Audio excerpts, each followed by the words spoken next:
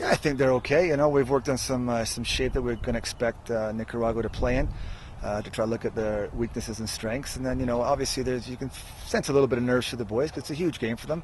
Since we got together in December of 11 or 2011, it's arguably the biggest game they've played. So there's going to be a bit of nerves, but we're trying to give as much information so we can settle them down and understand our principles and our model of play we want to instill in the game. And I think they've got a grasp of it. And end of the day, it's going to come down to the boys on the pitch and the subs coming in and everybody together to work hard and to be a unit and to fight together.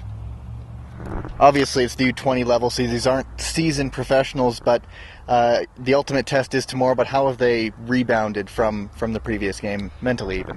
Well, after the Cuba game, we went in the dressing room, like I said before. We told them, just listen, it's over, it's done with. No reason to hold your heads down. You got to be positive about the next step. We obviously didn't know what we needed. Now we know exactly what we need to get a game, so they can focus on that. Is it dangerous? Sometimes knowing you just need to draw how you come into the game, but we've been activated with them today. We've got them in a good frame of mind, and we're just getting them to be focused on. Listen, we need a result. And I think that the boys will be positive, and like I said, we worked on some good things today, and hopefully we can find their weaknesses and exploit them. You came up against a Cuban team that has been playing together, essentially, and these guys had just gotten together recently. Do you think that might have been part of the maybe some miscommunications at the back?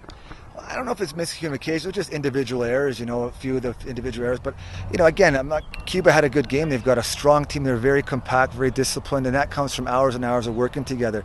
Again, I thought even in saying that, a little bit clinical in front of that, we could have got an early goal, and then game changes, So we weren't far off against Cuba. I look at the first half, and there wasn't a big difference in it. So we have no reason to hang our heads down low. There were some really good moments, a few iffy moments. We'll work on those. But in general, for the first game after almost 3 months together, I was happy with a lot of stuff that happened there. And I know all you need is a tie, but going into a quarterfinal, is a win mandatory tomorrow? The result that's the bottom line. Result and performance. If we have a great performance, regardless of result, as long as it gets us to quarterfinals, and we can pick up good moments and take ourselves through to that quarterfinal, that's the important thing, because you need to feel good about yourself, feel good about the way you're playing the game, and just in general as a group to feel positive. And I think a result will get you that way, whatever it is, as long as it's a positive one for us. And what did you see from the Nicaragua game last night? Obviously, 3-0. They were beaten more by the Cuban team that you guys faced. What do you see from them coming up tomorrow? Well, they're not as athletic or aggressive as not athletic, but aggressive and strong. They're not big bodies, but they are quite quick. I've watched them play in Honduras going back about 6 months ago, and they like to play a very quick style of football, like to get it down and play it long and get the quick guys in behind. So we have to be ready for anything over the top. But they lost 3-0, and near the end they lost a man. I think they made their third sub and they lost a man through injuries, so we're down to 10 men. But they'll fight. Like, we have to expect a fight, and we have to accept the challenge, fight them, and rise above them, and get the result. You mentioned the early chance that you had in the Cuba game. Have you sort of stressed the importance of burying those early chances against Nicaragua? We didn't stress it, but we know we've talked to the people. Listen, if you get a chance, it's international football. You don't get a ton of them normally.